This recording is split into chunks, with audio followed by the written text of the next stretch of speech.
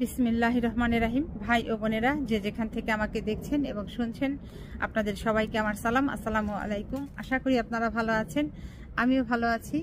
UK property gossip by Tasmina YouTube চ্যানেলের পক্ষ থেকে জানাই শুভেচ্ছা।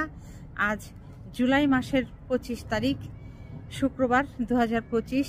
এই মুহূর্তে লন্ডনের তাপমাত্রা আছে 25 ডিগ্রি সেলসিয়াস।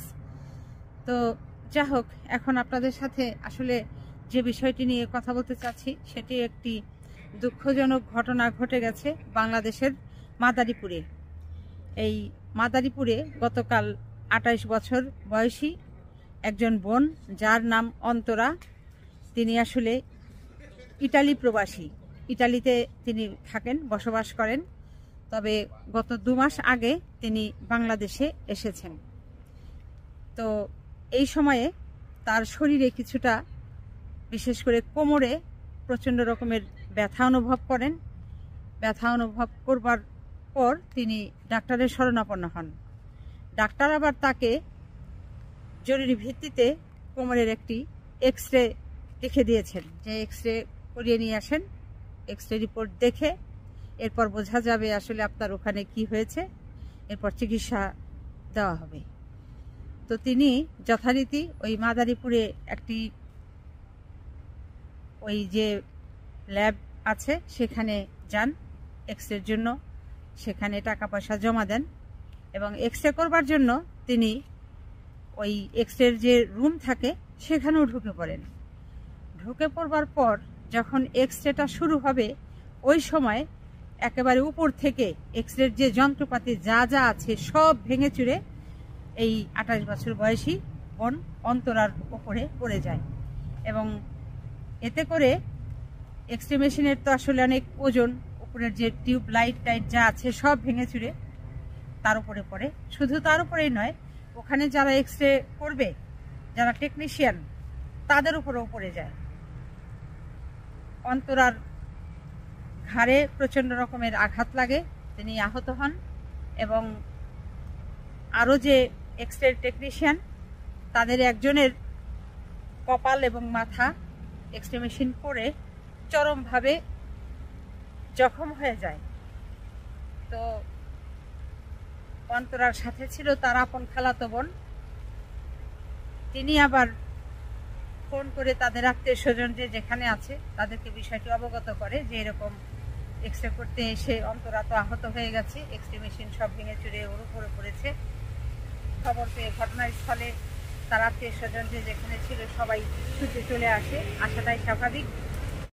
ওই মাদারীপুরের যে ল্যাব, এক্সরে ল্যাব কর্তৃপক্ষ, সেই কর্তৃপক্ষের সাথে, ল্যাব মালিক পক্ষদের সাথে এই যিনি আহত হয়েছেন অন্তরা, তার খালাতো বোন তানিয়ার সাথে, মানে দুই পক্ষের সাথে বিশাল একটা ঝগড়া লেগে যায়, কথা কাটাকাটি হয়, গন্ডগোল লেগে যায়। এবং এটা হওয়াটা কিন্তু খুব স্বাভাবিক যে একটা, তারা এই এক্সরে করবে, ল্যাব চালায়, অথচ সেগুলোর মেশিনারিজ এমনভাবে তারা লাগিয়েছে যে রোগীর উপরে এগুলো ধসে পড়ে। এখন বুঝেন যে কি কোয়ালিটির, কি মান তারা মেনটেন করে এই ল্যাব কর্তৃপক্ষগুলা। বিগত 15-16 বছরে শেখ হাসিনার শাসনামলে ভাই বোনেরা এরকম অনেকেই, যাদের টাকা পয়সা আছে, তারা যেটি করেছে যে স্থানীয় যে জেলা শহরের সরকারি যে হাসপাতালগুলো আছে সেখানে তারা এই 10 শয্যা বিশিষ্ট হাসপাতালের আবেদন করেছে, কিংবা 20 শয্যা, তারপর হচ্ছে এই ল্যাব তারা করবে এরকম আবেদন করেছে। এবং সেগুলো তারা যেটি করেছে যে অ্যাপ্রুভাল নিয়েছে গভর্নমেন্ট থেকে, নিয়ে এই যে এরকম সব, মানে যেভাবে করার কথা সেভাবে তারা করেনি। তো যেভাবে করার কথা সেটি করেছে কিনা, এটি তো আসলে দেখভাল করবার জন্য একটা নির্দিষ্ট ডিপার্টমেন্ট আছে। তো সেই ডিপার্টমেন্টের লোকেরা কি করলো, মাদারীপুরের যেটা জেলা সদর হাসপাতাল আছে, সেই হাসপাতালের সিভিল সার্জনের অধীনে হচ্ছে এরা টিমটা কাজ করে। তো সেই টিমের ঘাড়েও তো আসলে এই দোষটা গিয়ে এখন বর্তায় যে তাদের তো এটি সব কিছু দেখার কথা ছিল, তারা না দেখে কেন এই তাদেরকে ল্যাব চালু করতে অনুমতি প্রদান করলো? তাহলে কি এখানে কোনো ঘুষ লেনদেনের বিষয় আছে কিনা, যে এখানে কাজ ঠিক মতো হয়নি কিন্তু সেটিকে অ্যাপ্রুভাল নেওয়ার জন্য তারা মোটা অঙ্কের ঘুষ খেয়েছে? এই মাদারীপুর সরকারি সদর হাসপাতালের সিভিল সার্জন থেকে শুরু করে অন্যান্য যারা কর্তৃপক্ষ আছে তারা এরকম খেয়েছে, খেয়ে এরকম একটা মানে উপযুক্ত না অনুপযুক্ত এক্সরে করবার এরকম ল্যাবকে তারা লাইসেন্স দিয়ে দিয়েছে। তো এটি আসলে খতিয়ে দেখা দরকার এবং যারা যারা এটার জন্য আসলে দোষী, এই দোষীদেরকে উপযুক্ত শাস্তি দেওয়া দরকার। এরকম যদি এখন বাংলাদেশের যেখানেই ঘটনা ঘটুক, এদেরকে একটা একটা করে মানে আইনের আওতায় আনতে হবে, বিচারের সম্মুখীন করতে হবে, উপযুক্ত শাস্তি দিতে হবে। আর উপযুক্ত শাস্তি পেলে টনক নড়বে। শুধু তাই নয়, এদের মোটা অঙ্কের অর্থ জরিমানা করা দরকার।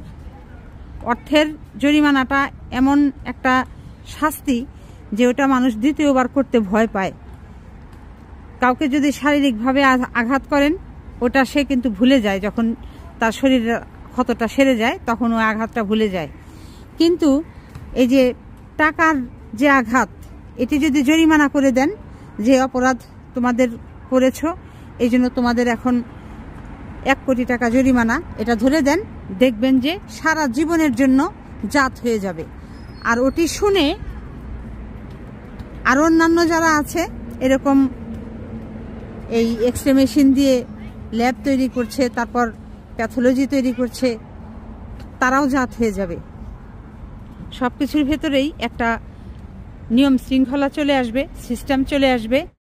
আর তাতে করে যেটি হবে, এই সাধারণ মানুষ যারা নিজের পকেটের অর্থ খরচ করে ভালো সেবা পাওয়ার জন্য এই যে প্রাইভেট হাসপাতালগুলোতে যায় কিংবা ল্যাবে যায়, প্যাথোলজিতে যায়, কিন্তু এরকম লক্কর ঝক্কর 2 নাম্বারই জিনিসপত্র দিয়ে তাদের সাথে এরকম প্রতারণা করা হচ্ছে, তাদেরকে মৃত্যুর মুখে, ঝুঁকির মুখে ফেলে দেওয়া হচ্ছে, ঠেলে দেওয়া হচ্ছে। এখান থেকে সাধারণ মানুষ অন্তত পরিত্রাণ পাবে। তো যা হোক, আসলে সবশেষে যে কথাটি বলতে চাচ্ছি যে ভাই বোনেরা, আপনারা যারা বাংলাদেশের বাহিরে বিদেশে বসবাস করেন, থাকেন, যখন দেশে বেড়াতে যাবেন, থাকবেন, ওই সময় যদি অসুস্থ হয়ে যান, আপনাদের চিকিৎসা সেবা প্রয়োজন হয়, কিংবা বাংলাদেশেও যারা আছেন ভাই বোনেরা, আপনারা যখন অসুস্থ হবেন, ডাক্তারের শরণাপন্ন হবেন, তখন খুব সতর্কতার সাথে আপনারা সেখানে যাবেন, যে কোথায় যাচ্ছেন, যে সেখানকার লাইসেন্সটা ঠিক মতো আসলে আছে কিনা, নাকি নকল ভুয়া লাইসেন্স নিয়ে তারা প্রতিষ্ঠান চালাচ্ছে। কারণ এখন বাংলাদেশের অনেক বিগত 15-16 বছরে ভুয়া ভুয়া প্রতিষ্ঠান গড়ে উঠেছে। এখন সেগুলোকে দেখা হচ্ছে, ছাঁটাই করা হচ্ছে। এখন কোনটা যে আসল আর কোনটা যে নকল ভুয়া, এগুলো বোঝা খুব কঠিন। আসল ডাক্তারও দেখা যাবে যে একটা হাসপাতালে 20 জন আছে, ওর মধ্যে আবার ভুয়া নকল ডাক্তারও দেখা যায় যে 1-2 জন আছে। তারা পাশ করেনি, তারা ডাক্তার না, তাদের সার্টিফিকেট নাই, কিন্তু তারা ওই ভুয়া সার্টিফিকেট বানিয়ে তারা ডাক্তারি করছে, মানুষকে সেবা দিচ্ছে। নার্স, যা হোক, এরকম আছে, মানে আসলেও আছে, এবার এর ভিতরে ভিতরে আবার 2-4টা নকলও আছে, ভুয়াও আছে। তো সবাই সাবধানতার সাথে, সতর্কতার সাথে সেবা নেওয়ার চেষ্টা করবেন। সবাই ভালো থাকবেন, সুস্থ থাকবেন এবং আমার জন্য দোয়া করবেন। আমার এই চ্যানেলটিতে লাইক, কমেন্ট, শেয়ার এবং সাবস্ক্রাইব করবেন। আসসালামু আলাইকুম, আল্লাহ হাফেজ।